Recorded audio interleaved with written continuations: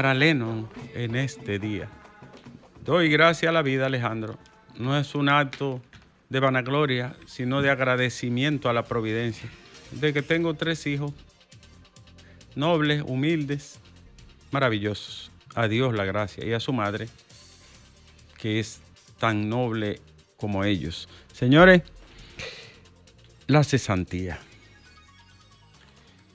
La cesantía es un derecho adquirido que nace de la filosofía y noción clásica del derecho del trabajo, dentro de la concesión de humanización del trabajo, y que posteriormente fue pulida y adecuada con el estado de bienestar, llamado también welfare state, estado providencia, y también llamado estado social. La economía, Alejandro, es una ciencia intrincada, inextricable a veces. El nacimiento de las primeras teorías económicas de carácter liberal o preliberal con Turgot en Francia, y hablamos antes diríamos en el preámbulo del siglo XVIII, mucho antes de las riquezas de las naciones de Adam Smith, que se escribió precisamente, se publicó en 1776. Este texto es el acta de nacimiento clásico de la economía en el mundo. Para muchos es el libro de economía más trascendente, junto con el Capital, de la historia. El libro La riqueza de la nación es un análisis hondo del trabajo, de las relaciones, del consumo, de la libre empresa, del libre mercado, del precio, de la plusvalía incluso. Es un texto con un alto contenido psicológico también y un enfoque ético sobre la actividad económica. Pero cuando Adam Smith escribió Las riquezas de las naciones, estábamos en una etapa que, comparable a la fecha de hoy, era un estado precapitalista. Salíamos poco a poco de las relaciones precapitalistas que habíamos heredado del periodo y del modelo feudal. Quiero decir con esto, mi querido Alejandro, que el acta de nacimiento del Estado liberal, económicamente hablando, es el texto clásico, La riqueza de las naciones. Al punto que cuando se escribió ese libro, se pensó, ya no hay que escribir nada más sobre liberalismo económico, ni sobre mercado, porque todo está dicho. Se pensó como cuando Newton publicó las leyes de la física clásica, de la mecánica clásica, de las magnitudes medias, de la física tradicional. Ya no hay que agregar una coma, así se dijo, olvidando que la dialéctica es un reloj imparable y que todo cambia, como dijo Heráclito, y todo muta para siempre. Este texto se mantuvo inconmovible como una especie de Nuevo Testamento del mundo económico y político hasta la llegada de John Maynard Keynes y su teoría sobre el dinero, un texto que se complementa con otras obras del inglés que daba un giro dentro de la visión capitalista, daba un giro a las relaciones económicas y al papel del Estado. Maynard Keynes escribe de tal forma que da un giro hacia el Estado protector, benefactor de bienestar, y con un rol no de planificador central como el socialismo, sino de protector de los derechos y de la inversión pública como motor del crecimiento económico, en términos muy gruesos. Ahí inicia una batalla entre la escuela austríaca, la escuela inglesa que había partido con David Ricardo y Adam Smith, y la irrupción de los austríacos, la mayoría de ellos de origen judío, como Heinrich Ebner von Mises, que es el padre del liberalismo y del ultraliberalismo, junto con Rothbard, en la filosofía austríaca de la economía. A partir de entonces, la batalla, el dogma económico, empieza una guerra filosófica y de concepto entre si el Estado debe de continuar con el papel que enfocó Keynes o si debe de alejarse cada vez más para que la mano invisible, de forma autogénica, autopoética, es decir, desde sí mismo, pueda equilibrar los precios, la oferta, la demanda y la productividad. Aparecen otros importantes economistas con el tiempo, Alois Schumpeter, aparece en Goldram Midrich, aparecen otros, pero ahí se fundamenta la batalla. Pero llega un hombre de la escuela austríaca, seguidor de von Mises, y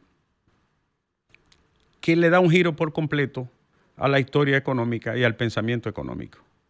Porque es un crítico del modelo que fundó Adam Smith, critica el modelo del Estado protector intervencionista de algún modo en cualquier aspecto y critica el modelo monetarista también, que luego se iría como corriente a la escuela de Chicago. Ese hombre se llama Friedrich von Hayek y escribe una obra llamada Camino de servidumbre, el camino de servidumbre, que es un texto corto, pero que remueve los cimientos del pensamiento económico, porque se va al extremo del liberalismo, no ya como la mano invisible, sino el mercado como un pequeño Dios. Y ese se constituyó en fuente donde abrevaron y tomaron conocimiento los liberales, ultraliberales y neoliberales, que son los que predominan hoy. De ahí, Alejandro, Milton Friedman de la Escuela de Chicago, como dije, del pensamiento monetarista, gana el premio Nobel en 1976. Hayek gana el premio Nobel de Economía en 1974. A partir de ahí, Samuelson y otros continuarán la batalla de qué sistema debe prevalecer. El Estado siempre, de alguna manera, interviniendo, Alejandro, porque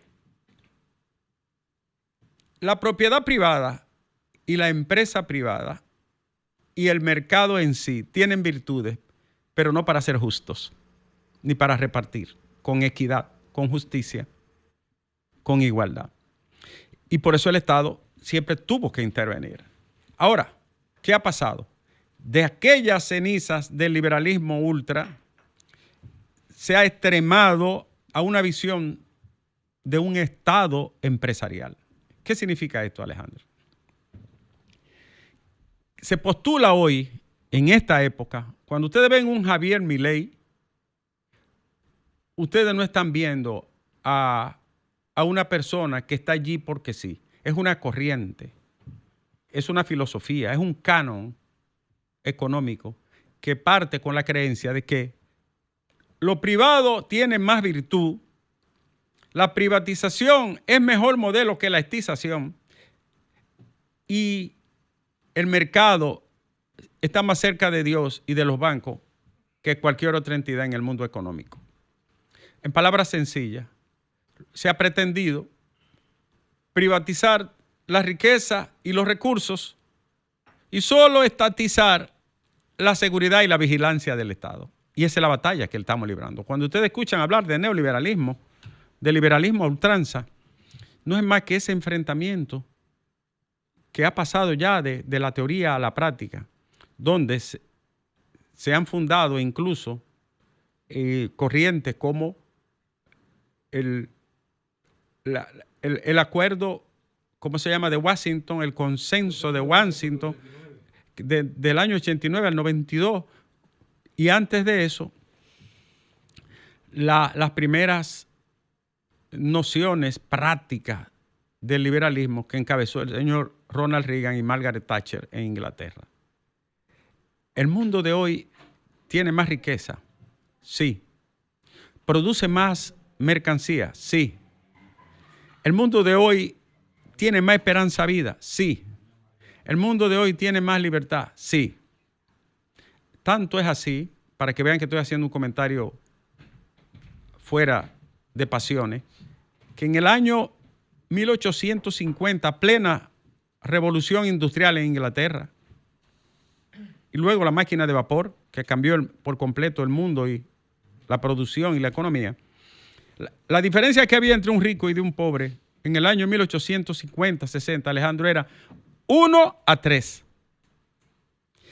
Entrado el siglo XX, antes de la Primera Guerra Mundial, la diferencia aumentó de 1-14. Y cuando termina la Segunda Guerra Mundial, la diferencia entre un rico y un pobre era de 1-52. O sea, el más rico le llevaba 52 veces más riqueza. Hoy ya no se puede cuantificar, porque hoy una persona y una empresa puede tener un PIB y un patrimonio más grande que 5 naciones juntas. Y nada más hay que pensar en Carlos Slim, Jeff Bezos, en Elon Musk, por ejemplo. Entonces, ¿qué quiero decir con todo esto? Que el mercado es bueno para crear, para la creatividad y la innovación, pero no para repartir, ni para la justicia, ni para la equidad. Y por eso el Estado tiene que estar presente, Alejandro. La conquista de la cesantía es un derecho del Estado de bienestar. ¿Tú sabes por qué se estableció la cesantía? Primero, Alejandro, porque de manera ancestral, ¿tú sabes cuánto eran las horas de trabajo en la Revolución Industrial? Casi 16 horas. Los hombres salían hechos añicos a morirse, con todo ese polvo que inhalaban y ese humo explotado. Por eso la importancia de Marx, cuando en 1844 lanza este bombazo que es el capitalismo. Pero esto es un desastre. Esto no tiene misericordia. Y son las ideas de Marx las que hacen humanizar el fundamento capitalista. Y le atraen y arrastran los derechos sociales, que luego le llaman socialdemocracia, para darle humanización al sistema de producción, que era una explotación bárbara. ¿Tú sabes cuántos años duraba un trabajador en la Revolución Industrial, Alejandro? 30 y pico de años, de los que trabajaban a diario ahí. 40 años. Esa era la esperanza de vida. Por eso es que, y entonces lo mandaban, váyase a rezar para la iglesia. Por eso es que Carlos Marx escribe que la religión es un opio, pero en el momento que lo dice tiene toda la razón. Porque todo eso era santificado y sacralizado por el poder eclesial también. En definitiva, la cesantía es una conquista del derecho al trabajo y dentro del mismo sistema capitalista de la humanización y la racionalización de las relaciones laborales. El sistema neoliberal y ultraliberal quiere cortar, recortar, disminuir, aplanar y socavar derechos conquistados de manera clásica de primera y segunda generación. Lo acaba de hacer Javier Milei, les recortó la pensión por decreto a los pensionados en Argentina. A un viejito que se retira enfermo, con reumatismo, le quito. Pero así cualquier economía, desde el punto de vista macroeconómico, aumenta el valor de, ¿verdad? Así cualquier eficiente. Entonces, ese modelo, Alejandro, ha prevalecido en el mundo y ha ganado terreno.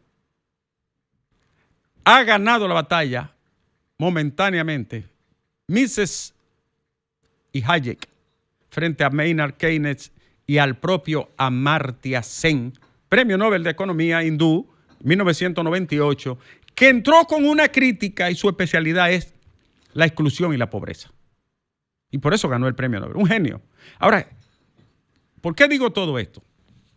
Porque los empresarios aspiran a un Estado empresarial donde lo privado tenga tanta primacía o sea paralelo, sea un poder paralelo parapolítico al poder público y al poder político. En esa noción de la visión económica del mundo neoliberal. ¿Tú sabes lo que eso ha generado, Alejandro? Mucha desigualdad, mucha exclusión, muchas asimetrías. Porque para tú ascender 2 escalones, tiene que hacer un esfuerzo triple, mientras otros tienen el escalón, se lo llevan a su casa para que no tengan ni que caminar. Y eso se llama inequidad, injusticia y extremada desigualdad. No inventen con la censantía.